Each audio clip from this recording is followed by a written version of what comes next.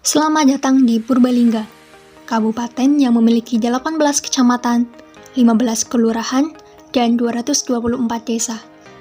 Pada tahun 2017, jumlah penduduknya mencapai 953.304 jiwa dengan luas wilayah 677,55 km persegi dan sebaran penduduk 1.406 jiwa per kilometer. Salah satu ciri khas kota ini adalah makanannya, yaitu tahu. Dan limbah produksi tahu adalah topik yang akan kita bahas.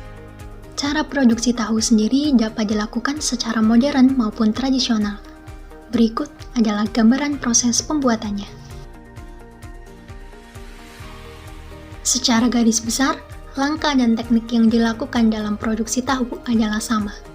Hanya peralatannya saja yang berbeda.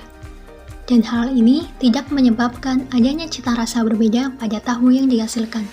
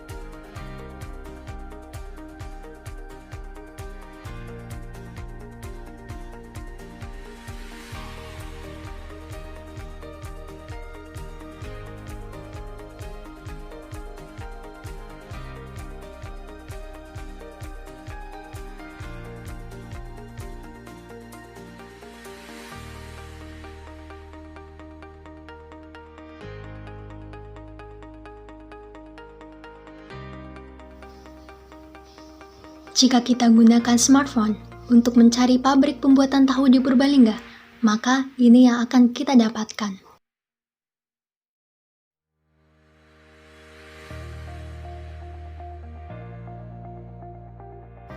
Cukup banyak bukan? Namun, pabrik yang tercantum di sini adalah pabrik tahu modern yang umumnya sudah memperhatikan pembuangan limbahnya. Lalu, bagaimana pabrik tradisional dianggap dapat mencemari lingkungan? Mari kita telusuri lebih dalam menuju salah satu desa di Kecamatan Bukateja, yaitu Desa Kutawis. Di sana, para produsen membuat tahu dengan cara manual dan belum memperhatikan bagaimana mengelola limbah hasil produksi tahu tersebut. Mereka sengaja membangun pabrik di dekat sanitasi air, yaitu sungai.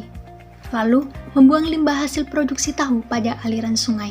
Jika diteliti, air limbah tahu yang mengalir di sungai memiliki kandungan kadar protein yang tinggi dan dapat segera terurai.